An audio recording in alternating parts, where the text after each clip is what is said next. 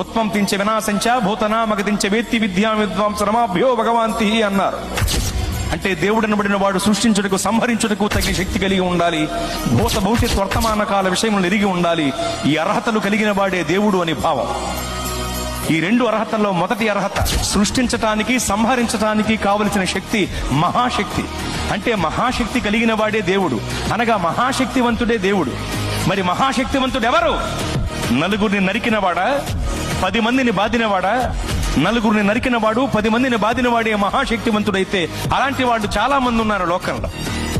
మరి మహాశక్తివంతుడు అంటే ఎవరు? ప్రపంచమంతా దేన్నైతే జయించలేకపోతుందో దానిని జయించిన వాడే మహాశక్తివంతుడు. ప్రపంచమంతా నాటికి నేటికి ఏనాటికి మరణమును జయించలేకపోతోంది.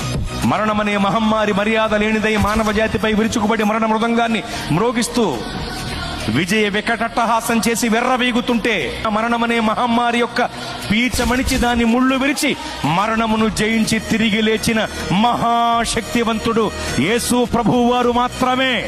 ఓ మరణమా నీ ముళ్ళు ఎక్కడ, నీ విజయం ఎక్కడ? నీ ప్రభువు అడిగితే మృత్యువుకు ముచ్చెమటలు పట్టాయి.